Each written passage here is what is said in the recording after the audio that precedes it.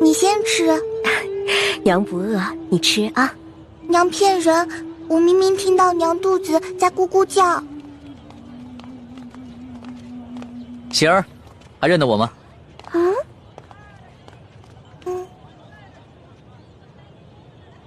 哦，大哥哥是你呀！喜儿，在吃什么呢？我娘煮的野菜糊糊，家里的米面都吃完了，只能吃野菜了。我娘说要再过几天，连野菜都没得吃了。这位公子爷是？我就是那日分走半张白面烧饼的叫花子，这次过来兑现对喜儿的承诺，还你们肉饼。真的？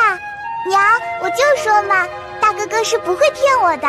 哎呦，你看我这眼睛，那日小夫人说话多有得罪，还望公子大人有大量，不要以小夫人一般见识。没事的，大嫂，在这灾荒之年，人人都只能顾自己。这喜儿啊，能把仅有的一张烧饼分我一半，这等大恩，也是让我终身难忘的。来，肉饼，整整10张肉饼，赶紧吃吧。娘，你先吃吧。谢谢公子爷。大嫂，能不能把这碗野菜糊糊给我喝呀？这公子一看就是出身不凡的大富大贵之人，如何喝得这个呀？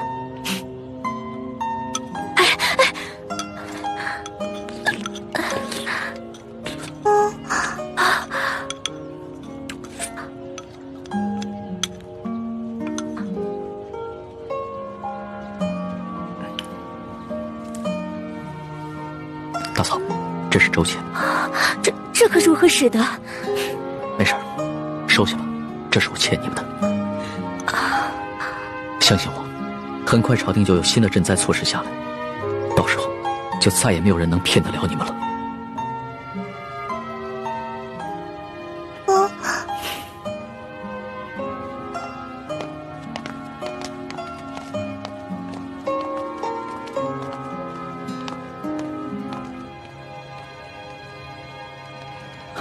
李太医，眼下易欢还没有消息，但是我已经决定明日回京，你不会怪我吧？主子言重了，主子乃万圣之尊，不宜久离京城。而且太皇太后已经传来懿旨，催主子回宫了。最重要的是，眼下山西有数十万的灾民急需朝廷的救助，更有看似表面祥和，其实已经危机四伏的朝局，需要我去治理整顿。这是易婚为何宁可牺牲自己，也要救我的原因，所以我不能辜负他。主子能以国事为重，是臣妹之幸，更是天下百姓之幸。请主子安心返回京城，寻找营救臣妹之事，就交给臣去做吧。臣正在想办法，通过一些江湖人士，打探那些黑衣杀手的下落，相信很快便会有消息。那一切都拜托你了。其实在我的心里，你已并非我的臣下，而是我的朋友。易欢更是我唯一的红颜知己。如果他，那将是我穷尽终生都无法弥补的遗憾。